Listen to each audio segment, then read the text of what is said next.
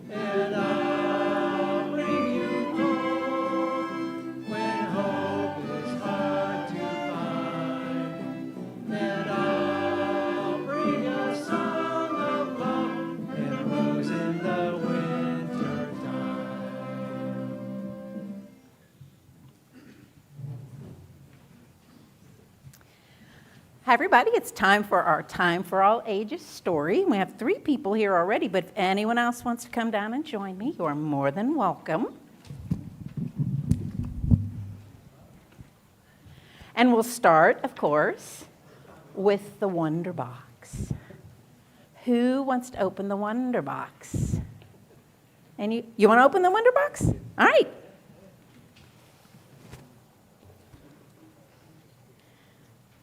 So what is in the Wonder Box? A daffodil. Say it again. A daffodil.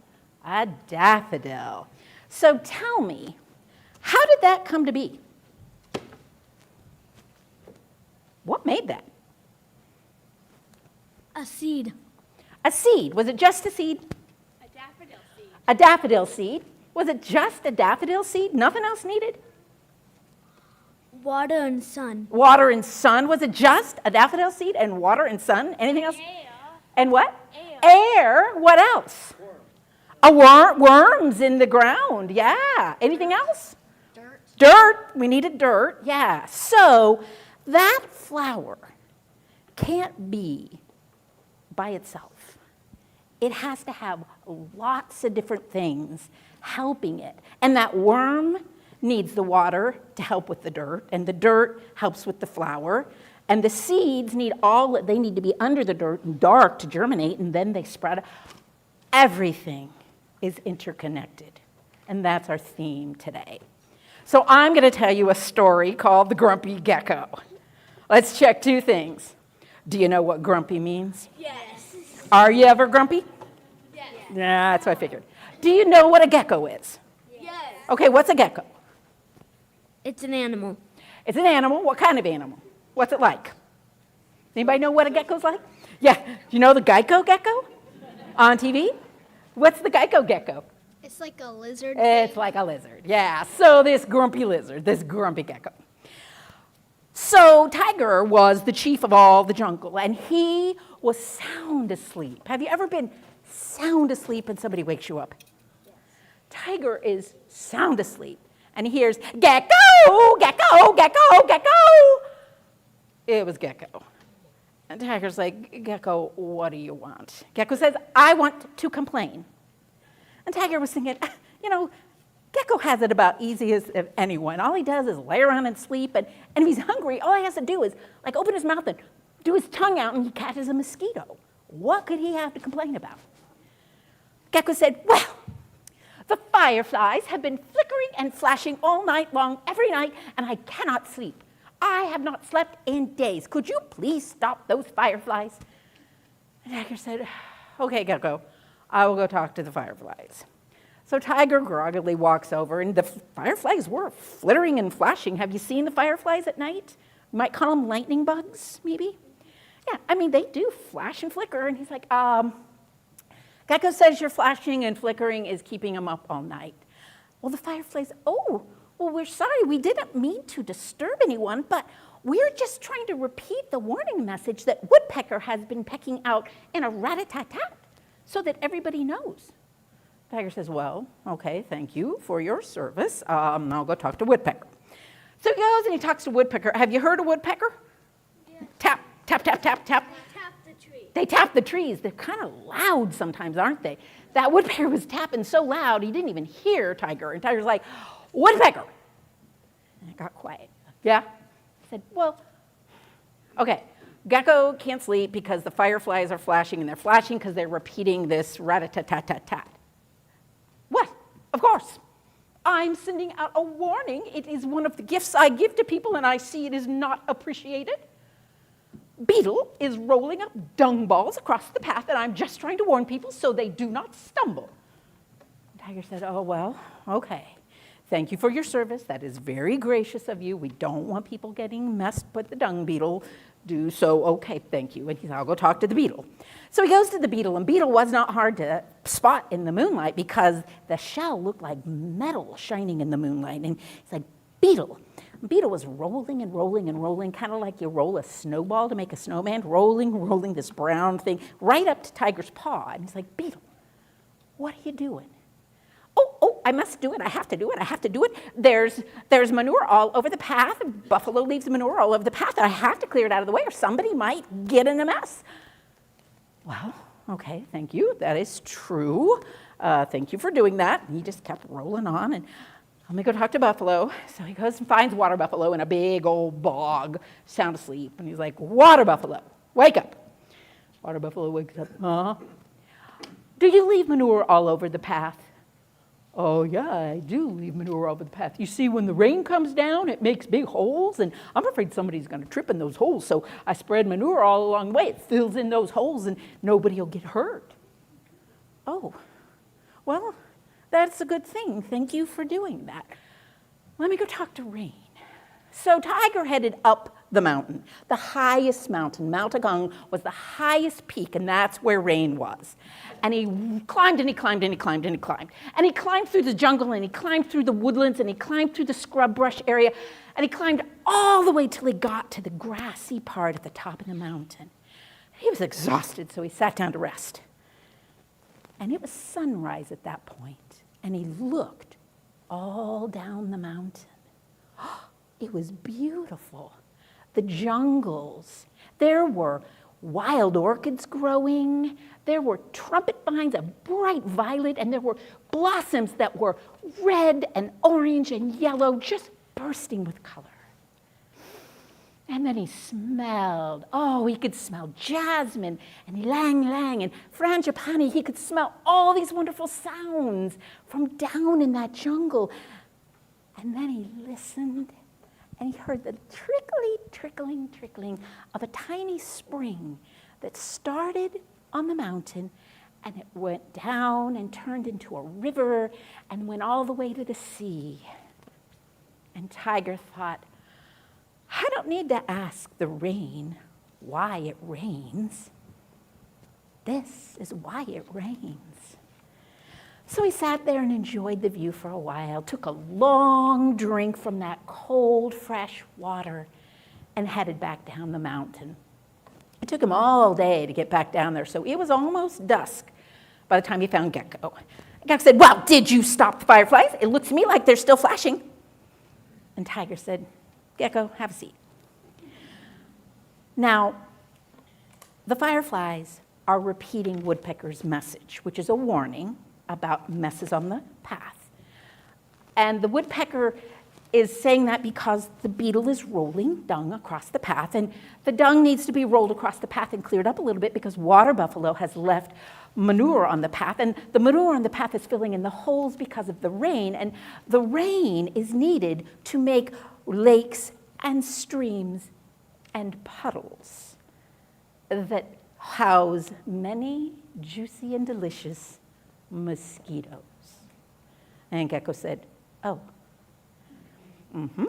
so if you make the fireflies stop flashing, and then they wouldn't have to be repeating the woodpecker's warning, yep, and the woodpecker wouldn't be warning them about the beetle and the dung balls, keep going, and the beetle wouldn't be doing that because the water buffalo hadn't filled in the holes, and the rain, if it stopped, I wouldn't have any more mosquitoes. Yes. So go home and learn how to live with those fireflies, because everything in the world is connected. And so Gecko went and crawled upside down under a big broad leaf where it was nice and shaded and closed his eyes and went to sleep. And Tiger went back to bed and did his famous snoring. And that is the end. Okay, so we're going to head back all the way down the hallway to the main room in the back, and we're all going to gather there.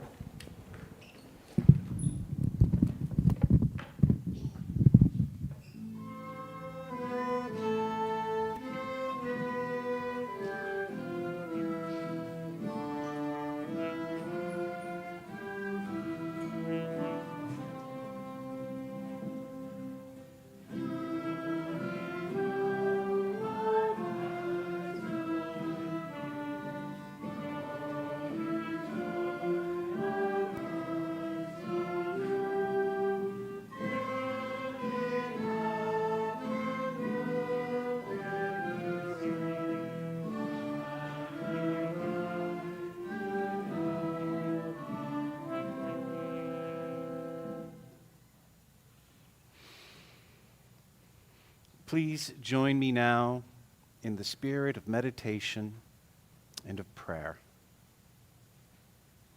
If it is comfortable for you to close your eyes, do so.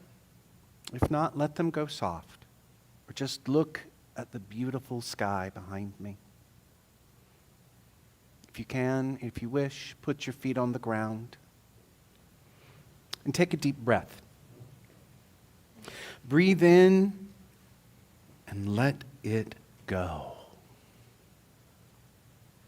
Think of all of the tension and the worries that you have carried throughout this week. Breathe them in, and when you exhale, drop them.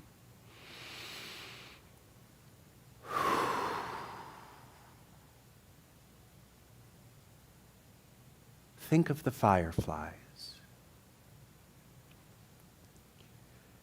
Think of being that gecko.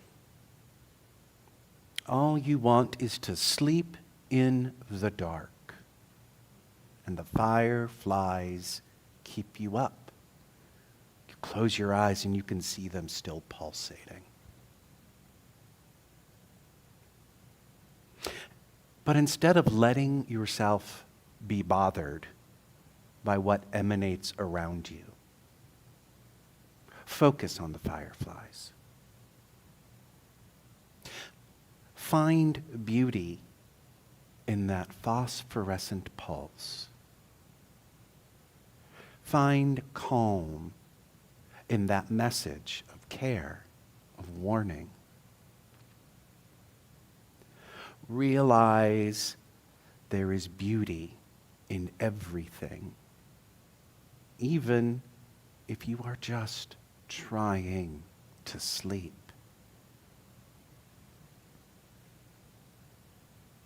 There are times in our life where what we want is the dark. When we want to ignore the fireflies, when we just want to get on with our day. But they have something wonderful to share with you. Let their message into your heart.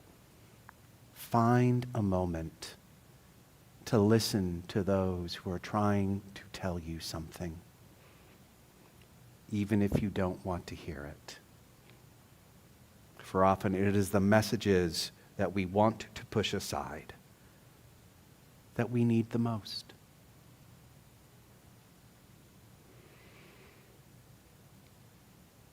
Deep breath.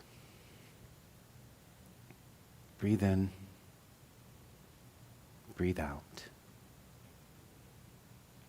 And when you are ready, return to us. Open your eyes. There is beauty around you. Each week, we come to this community with our own joys and sorrows. I'm looking around to see who's from the pastoral care team. All right.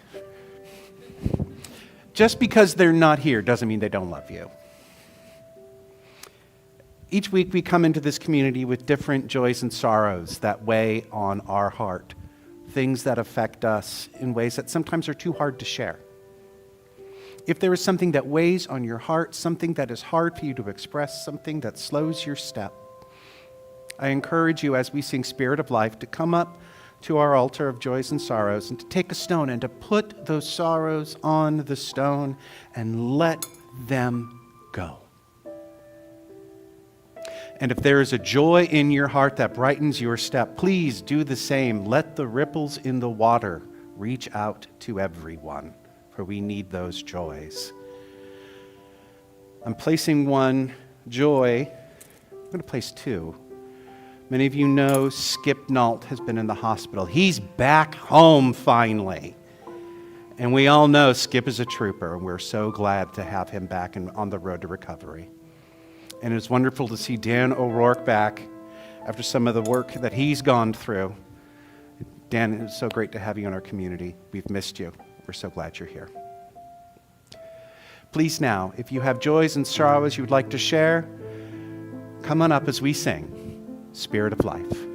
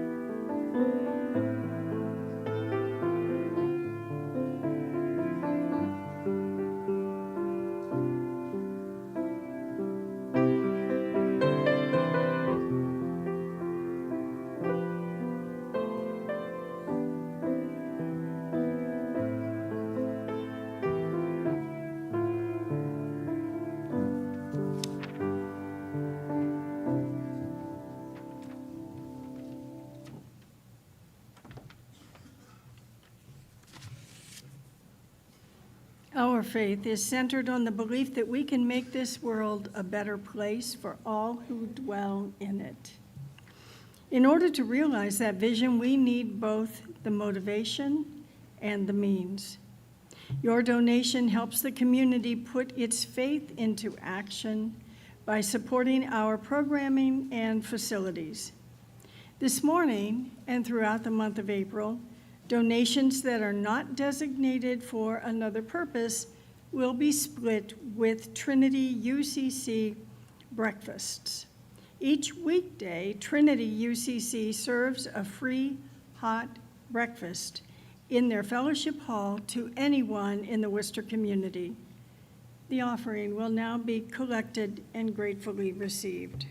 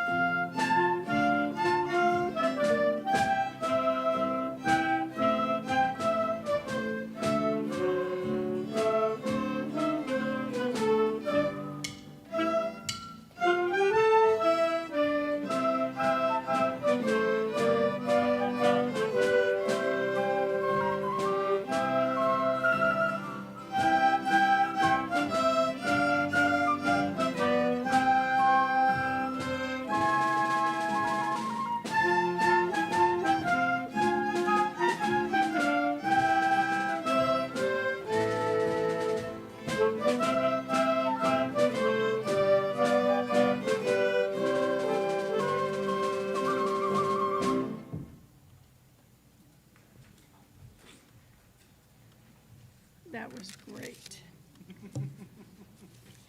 Now, if you'll join me in this unison reading, the words are on the screen.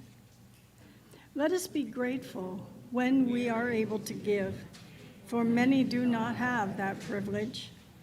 Let us be grateful for those who share their gifts with us, for we are enriched by their giving.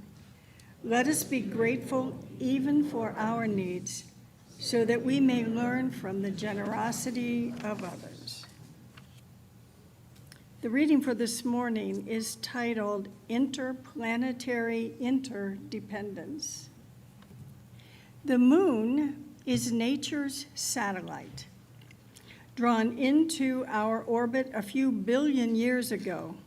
It is anchored to us in its constant dance, swirling and twirling in its borrowed beauty, reflecting only what the sun casts its way.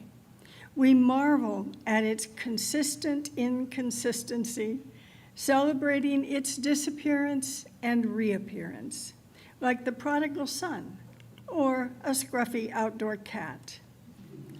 We are its grounding force, keeping it steady, that poor, barren rock that holds no life, and yet its mere presence has changed us for the better, whether or not we wish to admit it. It tugs at our tides, churning our home's waters, whisking our primordial soup, stirring up life.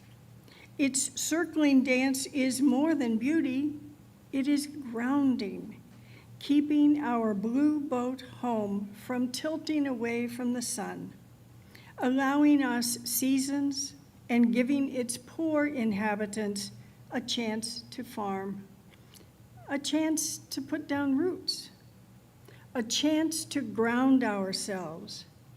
Its borrowed brilliance lights the way for denizens of the dark, gently guiding the small creatures to food in the whispers of the night. Just because the moon has no atmosphere does not mean it is lifeless. Just because it has borrowed light does not diminish its brilliance. Just because it dances around us, whirling and twirling with delight, does not mean it doesn't ground us. We are partners in this dance. We need each other.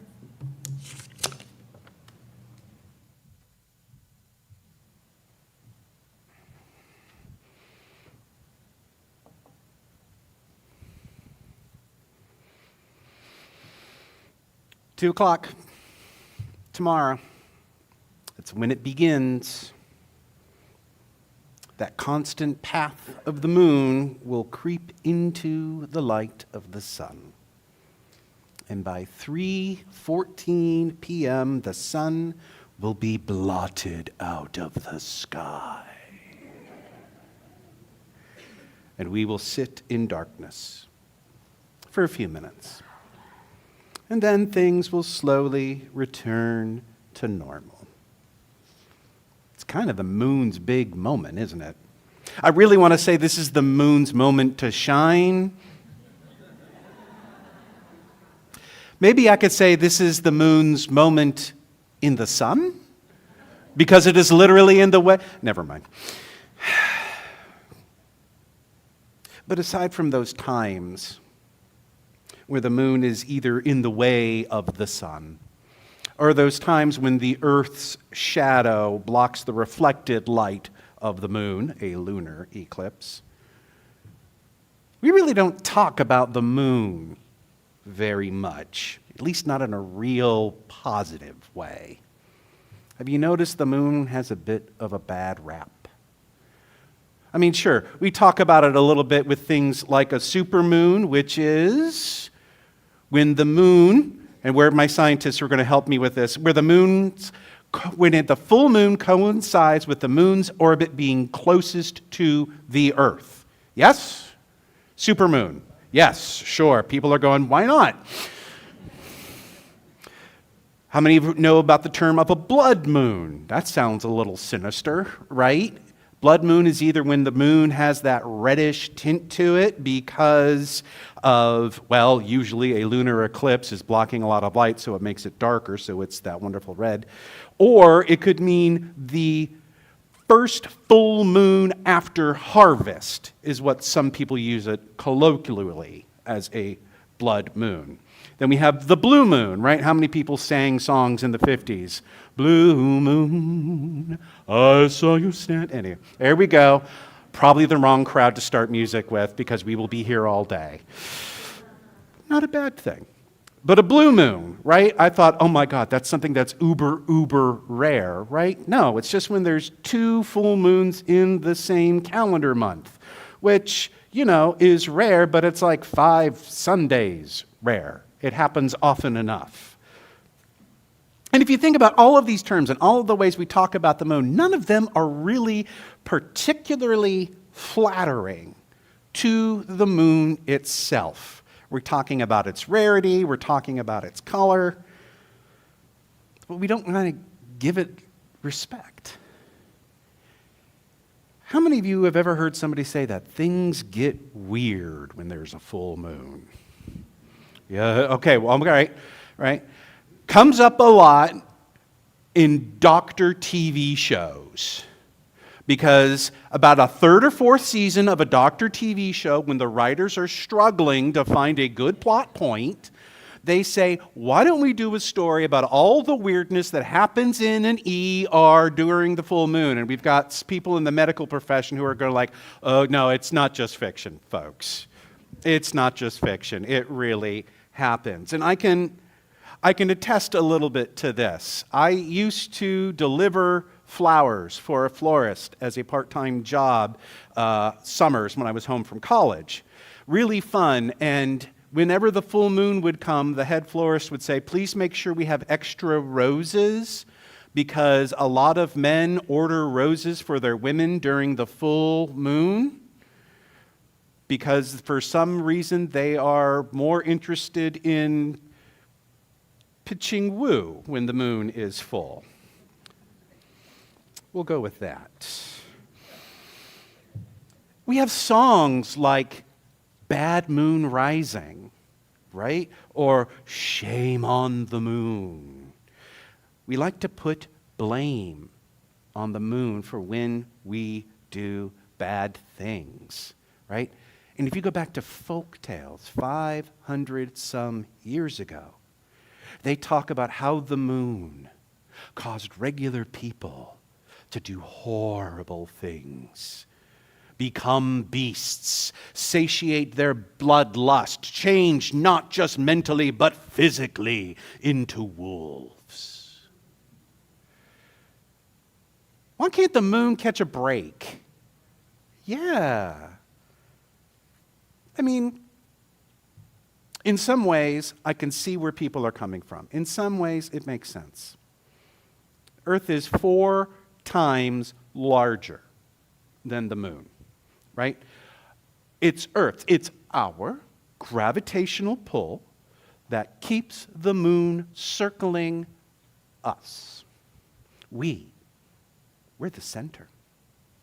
We are the focus. We are the moon's anchor. Well, without us, the moon's just another rock floating through space, right?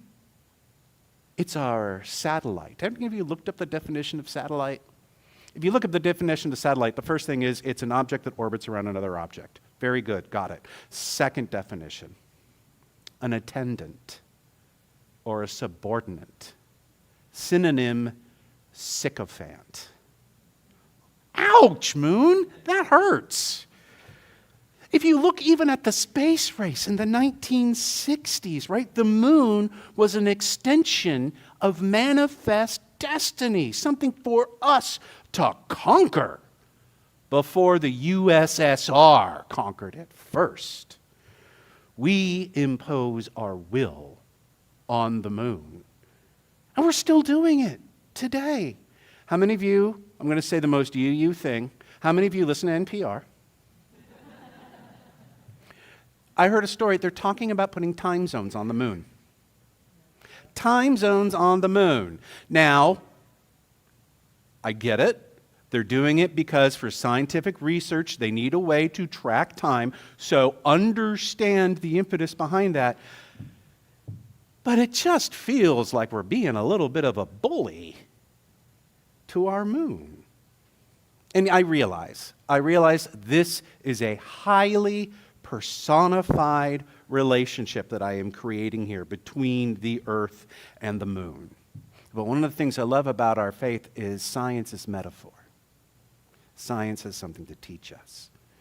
And this relationship between the earth and the moon reminds me of how often we are similar in behaving with each other. We have assumptions. We have assumptions about our relationships, about who is doing more, who is the earth, who is the satellite. So often when we have couples that have been together for some time, this usually becomes a debate. Usually one person feels like they are the earth and the other person is the satellite not pulling their weight. Actually, in most relationships, 2 people feel the exact same way about that. And if 2 people don't feel the same way, if you feel like you're pulling your weight just fine, I got news for you. We do this in society too. We see different identities that we push aside because we feel from our terra firma earthly position that they don't contribute in a way that those of us who are being orbited feel is appropriate, feel is what is needed. One of the first groups that came to my mind with this is people fighting addiction. I can think of a lot of other groups that are disparaged, but I can't think of a group that so often gets cast aside for something that is a genetic component, something that may be cultural part of their upbringing that they had no skin in the game for, no agency for. People who, if they were given the right resources, people who, if they were given the love and attention, could actually do a lot better in this world if we didn't think of them as being less, just orbiting around us sustaining them. If we thought about how they can help sustain us and the gifts that they bring.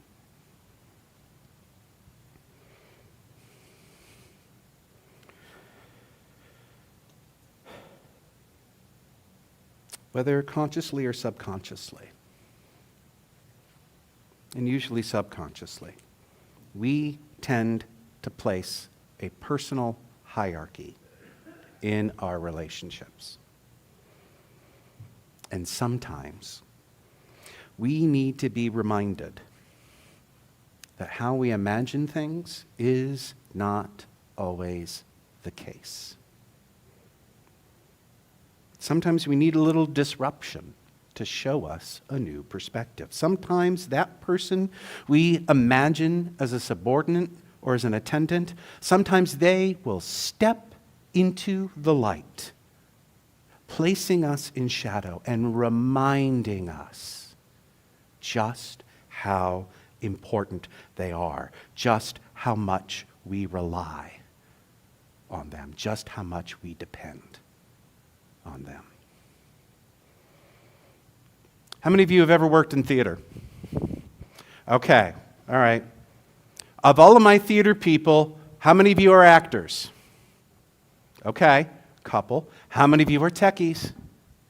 There we go. There is a distinction. Do not mix up the techies and the actors. In college, I had the honor of being both. I worked in the scene shop. I was a carpenter, I was a painter, all that other fun stuff, and I got to be in the shows. And when you talk about people who do not realize the complexity of the relationship, I will just say actors are the worst. I can attest actors are the worst, because I would go to rehearsals as an actor, and the actors would kvetch about all of the things that were not finished or not quite done, and when things were done well, they had no idea. So many actors thought that the lights weren't designed, they just were. Right? That's funny, because if you ever met a light designer, they get really cranky about that idea. Right? The people who run sound, even sound design, and those who create the props. And for so many of those actors, they were so focused on their role, literally, that they forgot all of the pieces around them. They forgot that they were part of a network. And they didn't consider them to be all of that big of a deal. But when your prop malfunctions, you notice them. When the door doesn't open, you notice them. When they step into the light, you notice them. We know the moon does a lot of work for us. Sometimes we just forget. We all know about the tides. Yes, the moon and the tides, how its gravitational pull affects the tides to make the waters ebb and flow, and the tides have such a great effect on marine life and their reproductive cycles, which in turn gives us better fishing and agriculture. I am sure, Laura Grimm, you could probably give us lots of details about marine life and all of these things. The tides affect our weather systems. Without the pull of the tides, we would have the Arctic Ocean and the regular oceans that are warm and hot, and the mixing of those two helps stabilize our climate. If it wasn't for the moon, weather would be worse. Try to imagine that. I'm coming to the wobble. Who said the wobble? I'm coming to the wobble, Kevin. The moon, for all of the chaos we blame on it, stabilizes us. Without the moon, the Earth's axis would tilt sideways, causing major climate shifts, the loss of seasons for much of the planet. So goodbye farming and agriculture, the invention that allowed us to stay in one place and to have a home, the thing that allows us to be grounded. The moon's beautiful dance keeps us upright, keeps us focused. Without its mere presence, we are unstable and nearly uninhabitable. And this is the case. This is the case so often when we think of others as subordinates, and we think of those who maybe are our satellites. We understand the relationship solely from our single perspective here on terra firma, not seeing the work that they do to make our lives better, not seeing how just their presence alone deeply affects our well-being, not seeing how truly interdependent we are with each other. We are all tied up in an inescapable network of mutuality, as the Reverend Dr. King has said, whether we realize it or not. So tomorrow, when you are outside with your solar eclipse glasses, by the way, I've got some extras, or if you're going to make the pinhole camera, whatever you are using to watch this celestial miracle, I want you to take a moment and appreciate all of the work that the moon does for us. That little lifeless rock is really giving so much life to this planet. How that inconsistent orb is a grounding force of nature, literally. Just how much power that satellite has over us. And then I hope you take the next step. Then I hope you realize how many people in our lives make us better without us even thinking about it. How many people we may dismiss for whatever reason are doing great feats that we may never realize, and nevertheless we are affected and better for them. How we make assumptions in all of our relationships, unaware of the complexities of our connection until our perspective is changed. Everyone in this world pulls on the tides of our existence without us ever realizing it. Just like the earth and moon, my friends, we are partners in this dance. We truly need each other. May it be so. What is the best song to sing if we're going to talk about planets and connections? Ladies and gentlemen, please rise in body or spirit as we sing our closing hymn, 1064 in the Teal Hymnal, Blue Boat Home.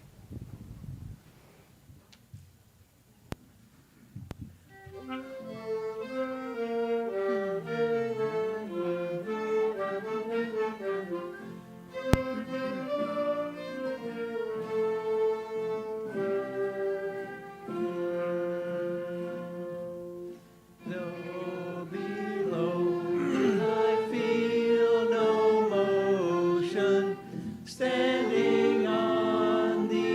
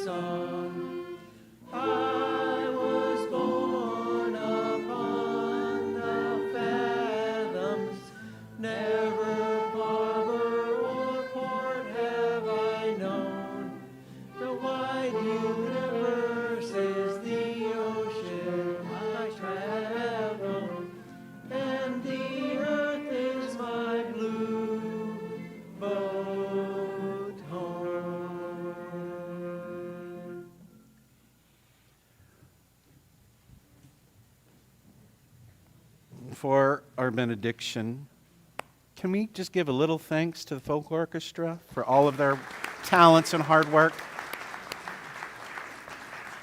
Always, always such a delight. Why don't you come up here and extinguish the chalice? We need each other, whether we realize it or not. And what I want to say to any of you who is wondering about their smallness, don't underestimate your impact. You are capable of great and beautiful things. You are needed just as you are. Don't ever forget that. And let your beauty shine. And don't be afraid to block the sun if he gets a little huffy.